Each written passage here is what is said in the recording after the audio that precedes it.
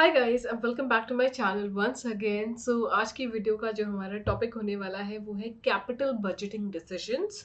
सो अगर हम लोग एनडीए यूजीसी नेट के पॉइंट ऑफ व्यू से बात करें सो this is very important topic जो आपके फाइनेंशियल मैनेजमेंट में जो है एग्जाम में पूछा जाता है। इससे रिलेटेड काफ़ी सारे क्वेश्चंस आते हैं। इजी टॉपिक है बट कई बार क्वेश्चंस में जो है स्टूडेंट गेट कंफ्यूज्ड। तो वही कंफ्यूजन जो है हम लोग आज के जितनी कैपिटल बजटिंग के वीडियोस बनेंगी, कई सारे पार्ट्स इसके बनेंगे, उसमें हम लोग जो है इसको क्लियर करेंगे। So let's start with the video. And इसको स्टार्ट करने से पहले ये सिर्फ एनटीयूजीसी नेट वालों के लिए ही बेनिफिशियल नहीं है, बल्कि अगर आप एमबीए कर रहे हो, आप ग्रेजुएशन में हो, मतलब जिस भी कोर्स में कैपिटल बजटिंग है, अगर आपको पढ़ना है तो this is the right video, आप इसको रेफर इजीली कर सकते हो।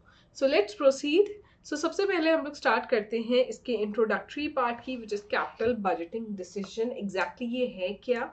ओके, सो जब हम अपना कोई भी बिजनेस स्टार्ट करते हैं तो उसमें क्या होता है, उसमें आप लोगों को कई सारे डिसीजंस जो हैं वो लेने होते हैं, राइट?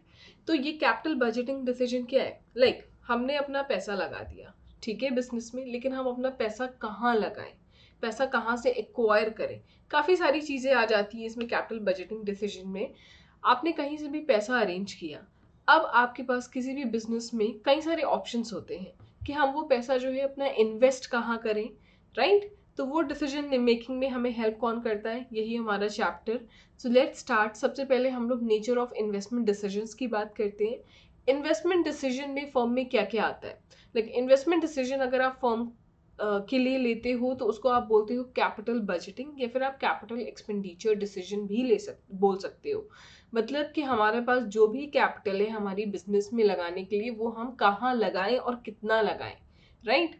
सो हमें इन कैपिटल की ज़रूरत कब कब पड़ती है? जब आपको अपनी फर्म में एक्सपेंशन करना हो, एक्विजिशन हो, किसी भी तरीके का मॉडर्नाइजेशन हो, आप अपने प्लांट को जो है अपडेट करना चाहते हो मॉडर्न टेक्निक के साथ, या फिर किसी भी चीज़ का रिप्लेसमेंट हो रहा हो। सो अगर इन सब चीज़ों में लॉन्ग टर्म असेट्स आपके इन्वॉल्व हैं, expansion, acquisition, modernisation and replacement, तो वहाँ पे आपका कैपिटल बजटिंग डिसीजन जो है वो एक मेजर रोल प्ले करता है। नाउ और भी कई सारे डिसीजंस होते हैं, जैसे कि हो गया सेल्स डिस्ट्रीब्यूशन, हो गया एडवर्टीजमेंट से रिलेटेड कोई डिसीजन, हो गया आप कोई रिसर्च या डेवलपमेंट प्रोग्राम कर रहे हो उससे रिलेटेड कोई डिसीजन हो गया। तो इन सब में हेल्पफुल होता है, क्योंकि हर एक डिसीजन में जब आप फर्म से रिलेटेड लेते हो तो उसमें आपका पैसा इन्वॉल्व होता है, and capital is very crucial for firm. आपको उसको बहुत ही वाइजली जो है इन्वेस्ट करना होता है। सो ये तो हमारा हो गया nature of investment decision. Guys, कोई भी प्रॉब्लम हो किसी भी टॉपिक पे तो please mention in the comment section, ताकि मुझे वो प्रॉब्लम पता चल जाए एंड मैं आपकी प्रॉब्लम्स के लिए एक प्रॉपर डेडिकेटेड वीडियो जो है वो बना सकूं। Now next is what? Features of investment decision. Okay, सबसे पहला क्या है feature? The exchange of current fund for future benefit, right? तो यहाँ पे क्या हो रहा है, जो आपके पास पैसा आज है आप उसको अपने बिजनेस में लगा रहे हो ताकि आगे चल के आप उससे कुछ फायदा उठा सको। तो this is the meaning of this first point. तो नेक्स्ट क्या है? The funds are invested in long term assets, right? जो भी हमारे लॉन्ग टर्म असेट्स हैं आप उनमें अपना फंड इन्वेस्ट करते हो। जैसे कि हमने यहाँ पे भी देखा, यहाँ पे भी लॉन्ग टर्म असेट ही लिखा है। ध्यान रखिएगा, कैपिटल बजटिंग डिसीजन जो है वो लॉन्ग टर्म असेट से रिलेटेड ही होते हैं, शॉर्ट टर्म इसमें नहीं आता। Then next is what? Third point, the future benefit will occur to the firm over a series of years. Now जो हम पैसा लगा रहे हैं उससे हमें सिर्फ वन टाइम बेनिफिट नहीं होगा, हम ये मान के चलते हैं कि उससे हमें सालों साल जो है कुछ ना कुछ बेनिफिट, कुछ ना कुछ रिटर्न जो है वो मिलता रहेगा। ठीक है, सो आई होप कि तीनों पॉइंट जो है वो आपको क्लियर है। फीचर्स ऑफ इन्वेस्टमेंट डिसीजन, आपको कोई फ्यूचर बेनिफिट होता है, फ्यूचर बेनिफिट जो आपको सालों साल मिलेगा, एंड आप पैसा जो भी इन्वेस्ट करते हो वो लॉन्ग टर्म असेट्स में इन्वेस्ट कर रहे हो। ओके, चलिए नेक्स्ट देखते हैं। Now importance of investment decision क्या है? अब इन्वेस्टमेंट डिसीजन की क्या इंपॉर्टेंस होती है, हमें ये डिसीजन जो है अपने ऑर्गेनाइजेशन में लेने क्यों पड़ते हैं? सबसे पहले अगर आप डिसीजन नहीं लोगे तो उससे आपकी ग्रोथ इफेक्ट होगी, राइट? तो आपके जो भी इन्वेस्टमेंट डिसीजन होते हैं वो आपकी फर्म की ग्रोथ को लॉन्ग रन में काफ़ी ज़्यादा इफेक्ट करते हैं। देन आपका फर्म का जो रिस्क होता है, जो आपका रिस्क फैक्टर होता है, वो काफ़ी ज़्यादा इसके ऊपर डिपेंडेंट होता है।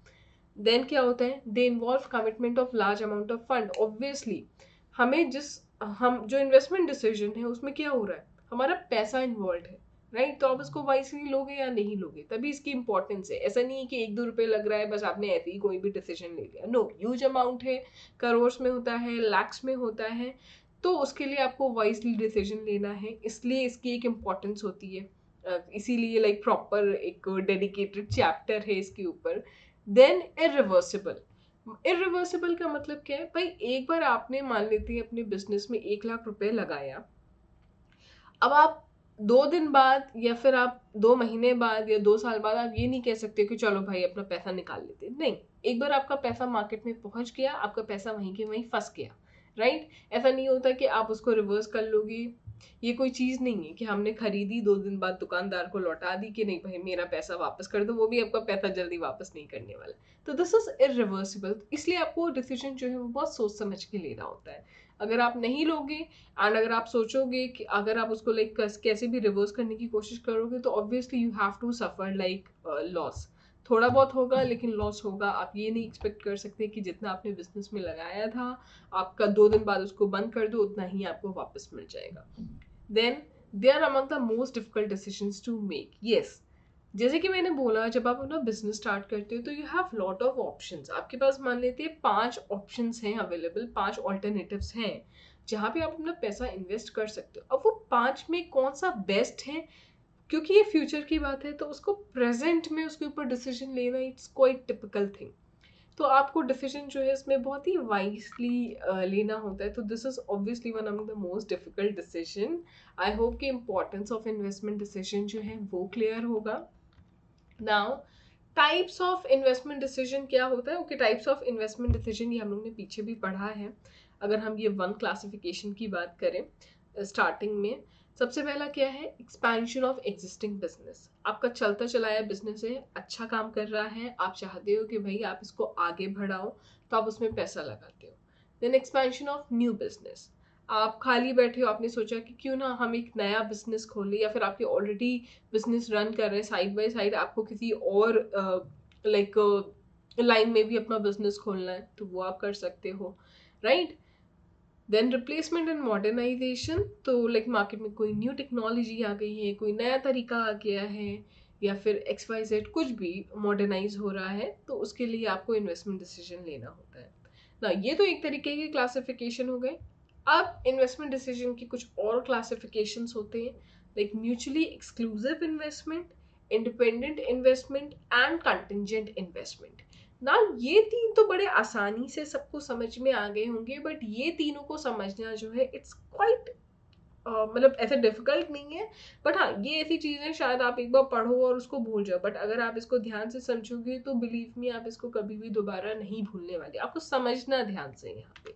सो लेट्स सी कि इन तीनों इन्वेस्टमेंट का मतलब क्या है ना। सबसे पहला है आपका म्यूचुअली एक्सक्लूसिव इन्वेस्टमेंट।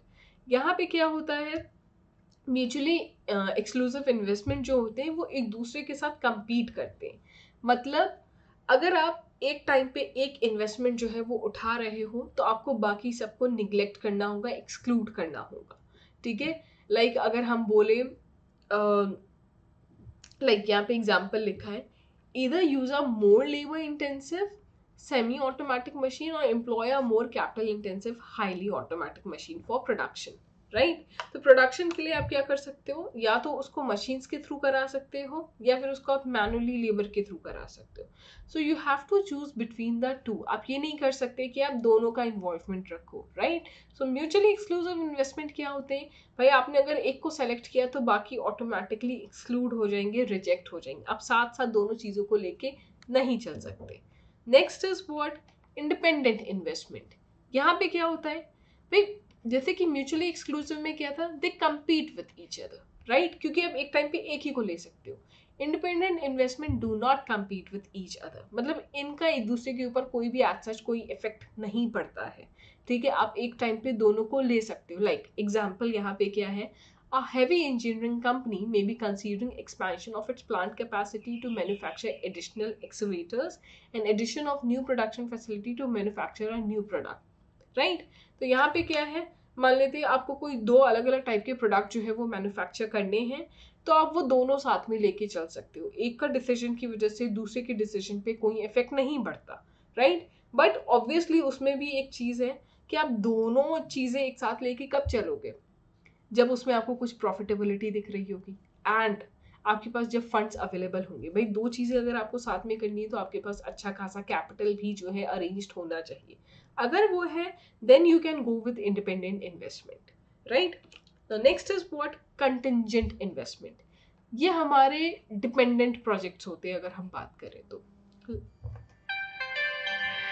सॉरी ना, यहाँ पे क्या है, यहाँ पे आप क्या करते हो, लाइक अगर आपने कोई एक डिसीजन लिया ना, उसकी वजह से कुछ और भी आपको डिसीजन लेना पड़ सकता है इन्वेस्टमेंट से related, of course. So that is contingent investment. एक इन्वेस्टमेंट डिसीजन की वजह से आपको एक और इन्वेस्टमेंट डिसीजन लेना पड़ रहा है, दैट इज कंटिंजेंट इन्वेस्टमेंट।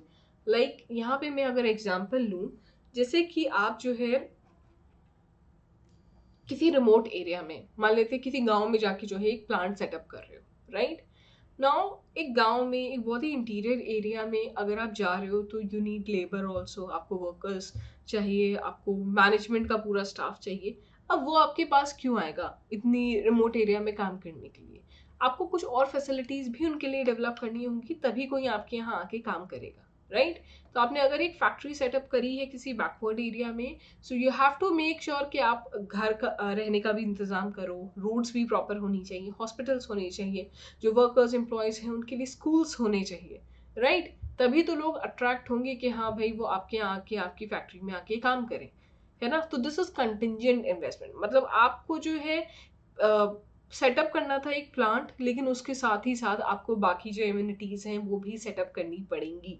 तो ये जो बाकी एम्यूनिटीज़ हो गई, लाइक हाउसेस हो गए, रोड्स हो गए, हॉस्पिटल्स हो गए, स्कूल्स हो गए, मार्केट हो गया छोटा मोटा, तो this is what, this is contingent investment. I hope कि ये तीनों क्लियर हैं एंड अब आप ये तीनों कभी नहीं भूलोगे। म्यूचुअली एक्सक्लूसिव इज व्हाट, जहाँ पे आप अगर एक बार में आप एक इन्वेस्टमेंट सेलेक्ट कर रहे हो तो आपको दूसरे को निगलेक्ट करना पड़ेगा। इंडिपेंडेंट इन्वेस्टमेंट आप दोनों को साथ साथ ले के चल सकते हो। कंटिंजेंट इज जब एक इन्वेस्टमेंट की वजह से आप दूसरे इन्वेस्टमेंट को जो है, दूसरा इन्वेस्टमेंट जो है करना जरूरी हो जाता है, that is contingent, right. Okay, ये तीनों हो गए हमारे। नाउ इन्वेस्टमेंट इवैल्यूएशन क्राइटेरिया क्या है? 3 स्टेप्स होते हैं जब हम किसी इन्वेस्टमेंट को इवैल्यूएट करते हैं। सबसे पहले आपको क्या करना है, estimation of cash flow. Estimation of cash flow मतलब एक तो कैश इनफ्लो हो गया एंड एक हो गया आपका कैश आउटफ्लो। मतलब आप कितना पैसा लगा रहे हो एंड कितना पैसा आपको रिटर्न में मिल रहा है। इनफ्लो इज आपका इन्वेस्टमेंट कितना है किसी भी पर्टिकुलर प्रोजेक्ट में, आउटफ्लो इज आपको उससे कितना कैश जो है वो जनरेट हो रहा है finally in the form of profit, revenue, आप जो भी बोलो। Now next is what, estimation of required rate of return. Yes, आपका रिक्वायर्ड रेट ऑफ रिटर्न क्या है, वो percentage, opportunity cost of capital भी जिसको आप बोलते हो, वो एग्जैक्टली क्या होगा ये आपको पता होना चाहिए कि आप किसी भी प्रोजेक्ट में लगा रहे हो तो आपको कितना है उम्मीद के कितने परसेंट की उसमें वापसी होगी and all that.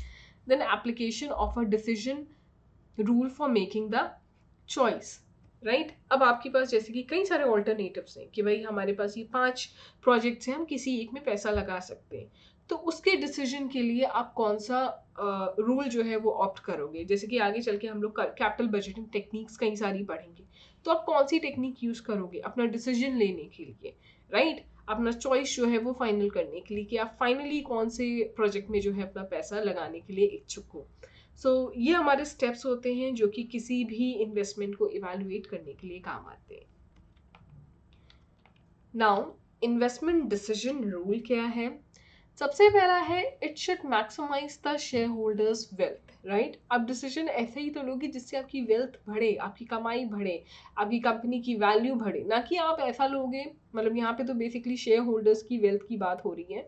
Share holders की वेल्थ इंक्रीज हो रही तो ऑब्वियसली आपकी कंपनी की वैल्यू जो है वो बढ़ेगी कहीं ना कहीं, तो उससे आगे ही बढ़ने चाहिए। ऑब्वियसली कोई पीछे जाने के लिए जो है पैसा नहीं लगाता है। So this is the first point. Then आपको क्या करना है, it should consider all cash flow. आप जब भी ये कैलकुलेट करने का सोच रहे हो कि ठीक है इस प्रोजेक्ट में हम पैसा लगा रहे हैं, इससे हमें कितना प्रॉफिट जनरेट होगा, तो उसमें आपको सारे कैश फ्लोज जितने भी पॉसिबल हैं वो कंसिडर करने हैं। आप कोई भी कैश फ्लो निगलेक्ट नहीं करोगे, ठीक है। देन क्या है, as I told you, you have number of alternatives जिनके बीच में आपको चॉइस करना है। तो अगर आप इन्वेस्टमेंट डिसीजन कर रहे हो तो आपको अच्छे प्रोजेक्ट को सेलेक्ट करना है अमंग दी बैड प्रोजेक्ट्स। मतलब बैड क्या बोलेंगे, बेस्ट वन आपको कहीं ना कहीं सेलेक्ट करना among all the projects, right. Then investment decision rule से आप प्रोजेक्ट्स को रैंक कर सकते हो according to their true profitability, कि किसमें सबसे ज़्यादा फायदा होगा, किसमें उससे कम होगा, उसके अकॉर्डिंगली आप रैंक कर सकते हो।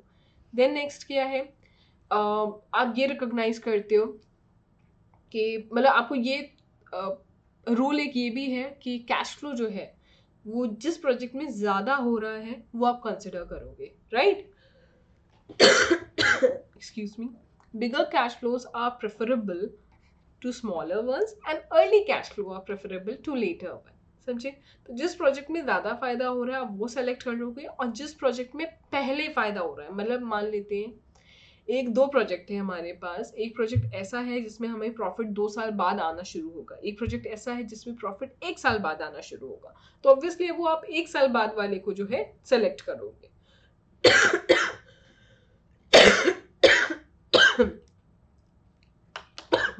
Just a second.